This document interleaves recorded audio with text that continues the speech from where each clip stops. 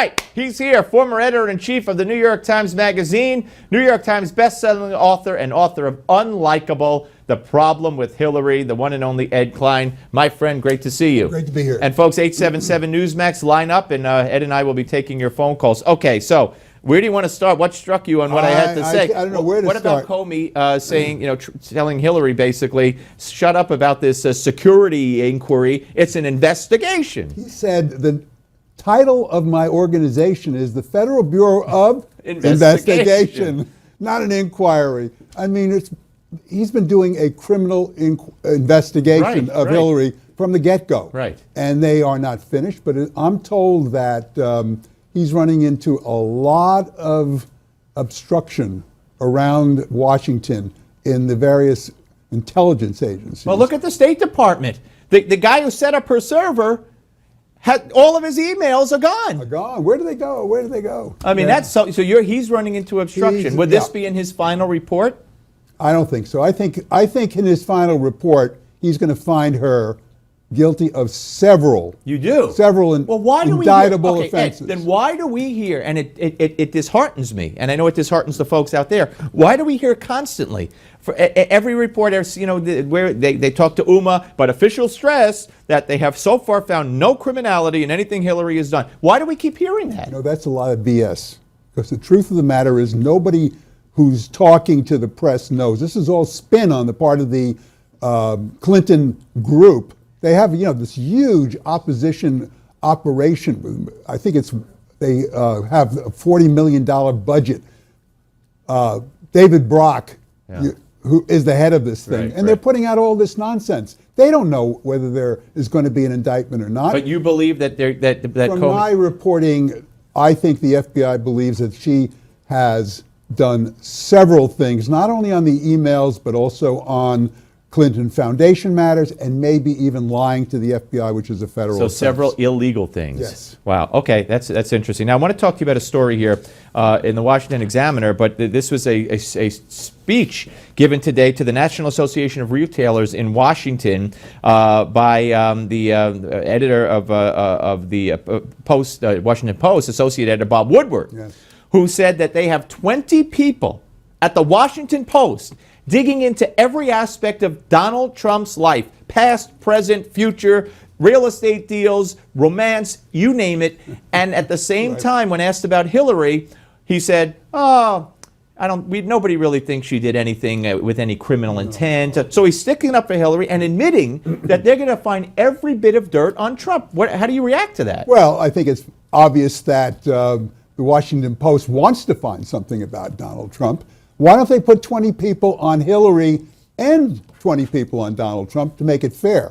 Also, where Bob Woodward gets off saying that he knows that there's no criminal involvement by Hillary Clinton in these emails, I don't know where he gets this. I don't think anyone feels there was intent on her part to distribute classified. How does he know what anyone feels? I feel there was. Right, and also, by the way, intent isn't the only way you get nailed.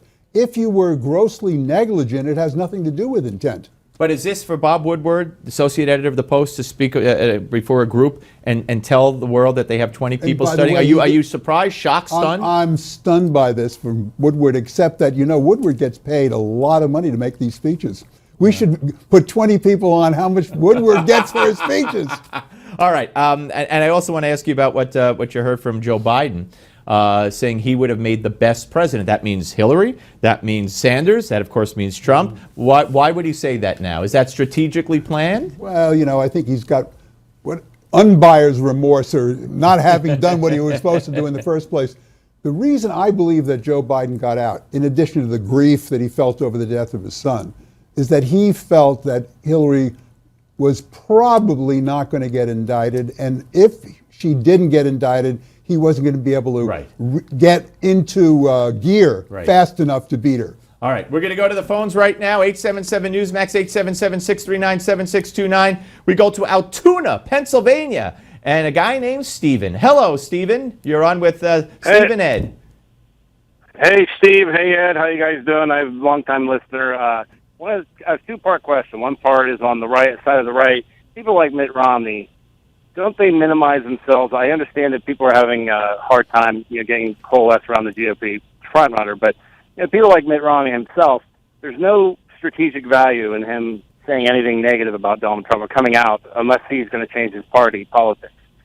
And my question is that helping him, and is that helping anybody else, for instance? And then my second part is not so much as about Benghazi, the emails, and all the other scandals on the Democratic side for Hillary Clinton, the front runner.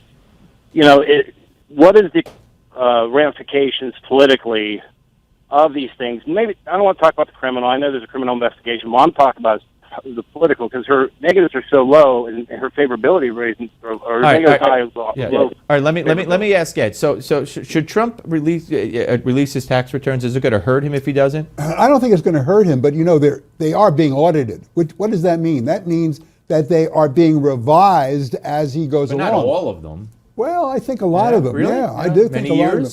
Yeah. Oh, I know there are many years. Yeah. Interesting. There is this. Have you ever seen the photograph of his tax returns? Yes, tax returns are like about this. It's like a congressional bill, right? Yeah, the healthcare bill or something. Right. Yeah. All right. And Stephen, you also wanted to know about Hillary's investigation? Yeah, like politically. I think I guess what I'm asking you guys is in your opinion, your illustrious opinions, that hey, how much is this going to impact her? And it's going to be a long-term thing from here to the election for her. Well, what do you is it? Well, if you believe, Ed, that she's going to be found, what if she's not found charged with a crime until after the election? Right. Well, we don't know. Yeah. Nobody knows. But here's the one thing I do know based on my reporting.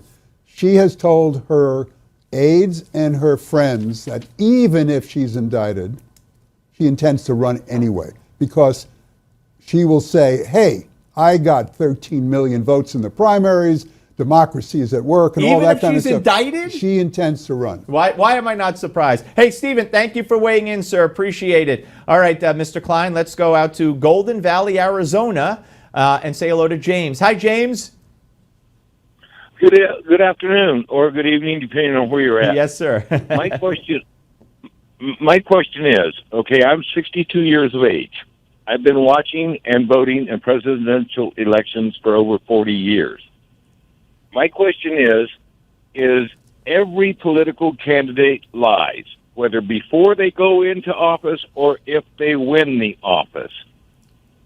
They lie about what they're going to do, as in case with Barack Obama, you can keep your doctor with Obamacare. That didn't turn out to be true.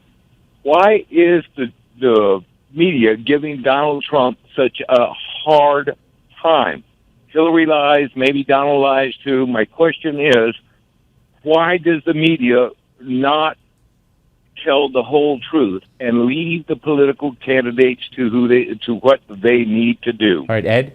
Well, I'm not quite sure what he's asking. I mean, what the question is here. But Donald Trump has been riding a horse saying, yes, the political class in Washington lies through their teeth.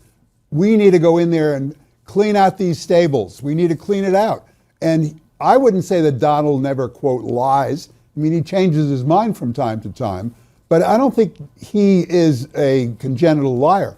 We know who is the congenital liar, and that's Hillary Clinton. Yeah, and it's very interesting. And James, thank you for the phone call. There's a poll out today, Reuters poll. I know we have the results we could put up. It's very close. I think it's 41 for Hillary, 40 for Trump, and 19% undecided. There it is. 41 Clinton, 41, actually 41-41, 19 undecided. Right. I mean, that's stunning compared to where we were even a week ago. And Donald, as he puts it, hasn't even gotten started on Hillary yet. All right, folks, more of your phone calls coming up. The great Ed Klein, who broke some news here today on two fronts regarding Hillary, that he believes from his reporting that she'll be charged with multiple violations of the law on several fronts by the FBI, and that even if she's indicted, she's told friends she plans on running. I'm sure the Democratic Party might have something to say about that. Anyway, 877-NEWSMAX, 877-639-7629. We'll continue with Ed, your calls, and our own Rick Unger took to the streets to ask a good question. We'll tell you what it is when we come back.